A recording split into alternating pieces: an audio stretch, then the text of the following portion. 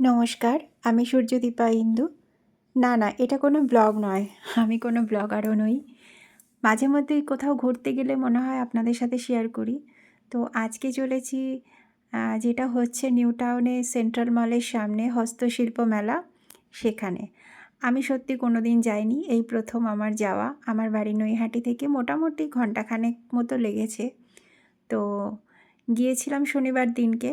ভালোই লেগেছে, খুবই সুন্দর লেগেছে, মানে এতটাই সুন্দর লেগেছে যে আমি বলে বোঝাতে পারবো না।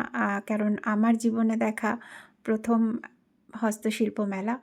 তো আমার খুব ভালো লেগেছে। আমার তো প্রতি বছর যাওয়ার ইচ্ছে। আপনারাও একবার দেখে যাবেন, কিন্তু কাল অবধি লাস্ট মানে 9 তারিখ অবধি। দেখুন কি সুন্দর সমস্ত হাতের কাজ শিল্পীদের, আর এত বড় জায়গা জুড়ে মেলাটা হচ্ছে। মেলার বাইরেও প্রচুর লোক অনেক কিছু নিয়ে বসেছে। সবটা ভিডিওতে কভার করা অসম্ভব ব্যাপার। মানে আমি নিজেও পুরোটা দেখতে পেয়েছি কি না আমি নিজেও জানি না, কেননা এতটা বড় মেলার অংশ এবং সব কিছু খুঁটিয়ে দেখতে গেলে মানে সময় সত্যিই হাতে থাকে না। তবু আমি খুব চেষ্টা করেছি সবটা দেখার। প্রায় সবটা দেখেছি, আবার কিছু হয়তো বাদও গেছে, প্রতিটা স্টল যেতে পারিনি। মূর্তিগুলো যে কী অসাধারণ বানিয়েছে সমস্ত মার্বেল ডাস্টের, কিন্তু এত সুন্দর মূর্তিগুলো, অবশ্যই সেরকম দাম। তবে বার্গেনিং করে কিনতে পারলে কিন্তু অনেকটাই দাম কম পড়ে। অসাধারণ লেগেছে আমার এই মূর্তিগুলো, তাই কিছুটা ভিডিও করে এনেছি।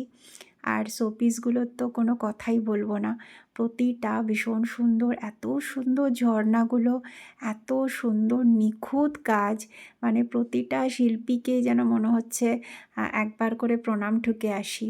মানে এত সুন্দর ওনাদের হাতের কাজ, দেখে সত্যি মন মুগ্ধ হয়ে যাচ্ছে। শুধু এই মার্বেল ডাস্ট বা মাটির কাজ নয়, বেতেরও প্রচুর জিনিস, মানে কিছু আমি মানে ভাষায় প্রকাশ করতে পারবো না না গেলে।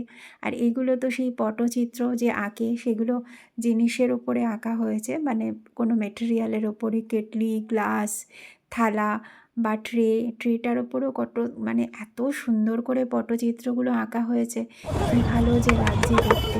আর সবথেকে আমার আশ্চর্য লেগেছে এই বাঁশের মধ্যে এই কারুকাজগুলো। ওরা না ওখানে বসেই এই বাঁশের মধ্যে কাজ করছে, আর এগুলো দিয়ে ওই স্ট্যান্ড ল্যাম্পগুলো হয় বা মুখোশ হয় বা বাড়িতে টাঙানো শোপিস হয়, সেগুলো তৈরি করছিল।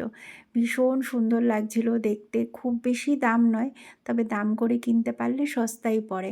নাইট ল্যাম্পগুলো ভীষণ সুন্দর লাগছিল দেখতে। আর কাজগুলো হাতের তো অসাধারণ, কিছু বলার নেই।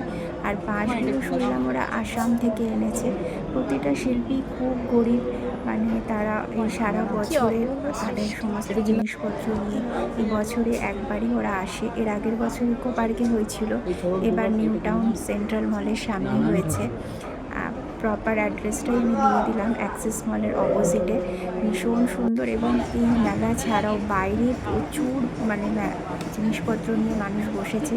সেখানে পাপোশ থেকে আরম্ভ করে ম্যাট্রেস থেকে, মানে কি নেই, কাঠের জিনিস থেকে সব কিছু, মানে বেত, কাঠ।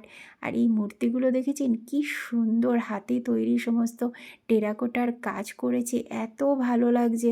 মানে শিল্পীরা খুব গরিব, কিন্তু মানে ওদের সেরকম বিক্রি সেরকম নেই, কিন্তু কাজ দেখে না সত্যি মুগ্ধ হওয়ার মতো। মানে কিনতে না পারলেও যেন দু চোখ ভরে দেখে আসতে পেরেছি।